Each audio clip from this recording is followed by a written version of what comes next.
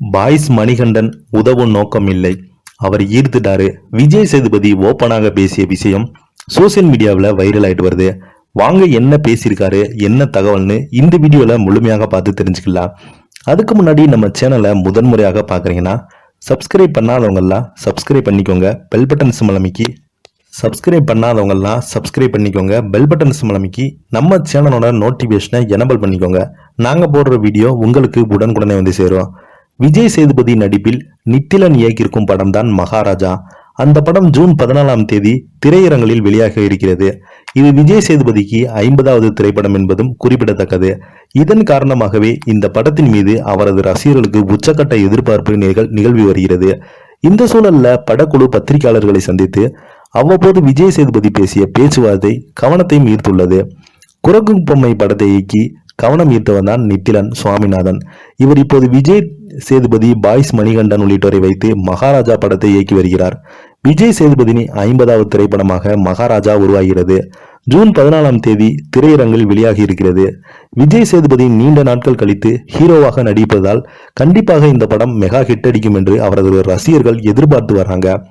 படம் சில வெளியாக இருக்கும் சூழல்ல பத்திரிகையாளரிடம் பேசிய விஜய் சேதுபதி, அப்போது அவர் எனது குருநாதர் சீனு ராமசாமிக்கு நன்றி.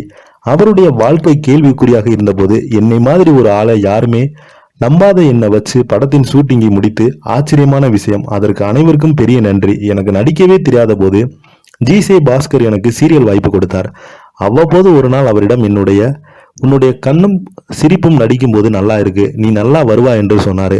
அவருக்கும் நன்றி. எனக்கு உதவி செய்த நிறைய பேருக்கு நன்றி. இந்த 50 படங்கள் ஒரு மாலையாக இருந்தாலும் அதில் இருக்கும் ஒவ்வொரு மணியும் இங்கு இருக்கும் அத்தனை பேராலும் கோர்க்கப்படுகிறது. எனது மீது வைக்கப்பட்ட விமர்சனங்களும் பாராட்டுகளும் எனக்கு அனைத்துமே என்னை யோசிக்க வைத்தது. நான் துபாயில வேலை செய்து கொண்டிருந்த போது 5 ஸ்டார் படத்துக்கு, பாய்ஸ் படத்துக்கு ஆர்டிஸ்டாக தேடிக்கொண்டாங்க. அப்போது நான் எனது போட்டோவை அனுப்பி வைத்தேன். மணிகண்டன் நான் ஏற்கனவே பார்த்திருக்கேன். ஒரு நாள் அவர் சமீபத்தில் அளித்த பேட்டியை எதேச்சையாக பார்த்தேன். அதை பார்க்கும்போது இனிமேல் இந்த வாழ்க்கை எவ்வளவு பயமுறுத்தினாலும் பயப்பட மாட்டேன் என ஒருவர் உணர்ந்த போது இருந்தது. அந்த பேட்டி பெரிய பூதம் போய் என்று வாழ்க்கை தான் நம்பினேன். மணிகண்டன் கொடுத்த பேட்டி என்னை ஈர்த்தது. நான் உதவி பண்ண வேண்டும் என்றே, அவரை காப்பாற்ற வேண்டும் என்றோ எந்த நோக்கம் எனக்கு கிடையாது. அவர் ரொம்ப சுவாரஸ்யமான ஆளாக இருந்தார். அதனால் இயக்குனரிடம் அவரை பற்றி சொன்னேன். திறமை இல்லாத யாரையுமே வாய்ப்பு கொடுத்து வளர்க்க முடியாது. அதே மாதிரி முயற்சி செய்து நானும் தோற்றினேன். மணியை பொறுத்தவரை வாழ்க்கையை பற்றி அவரது புரிதல் என்னை ஈர்த்தது என்று விஜய் சேதுபதி அந்த பேட்டியில சொல்லியிருக்காரு. இப்ப பாத்தீங்கன்னா அந்த பேட்டி சோசியல் மீடியாவில் வைரல் ஆயிட்டு வருது. விஜய் சேதுபதி 50வது திரைப்படத்துக்கு பார்த்தீங்கன்னா ரசிகர்கள் ரொம்பவே உற்சாகத்துடன் இருந்து வராங்க. இதை பத்தி நீங்க என்ன நினைக்கிறீங்க? கீழே உள்ள கமெண்ட் பாக்ஸ்ல மறக்காம படி விடுங்க. இந்த வீடியோ உங்களுக்கு பிடிச்சிருந்தா லைக் பண்ணுங்க, ஷேர் பண்ணுங்க. நன்றி.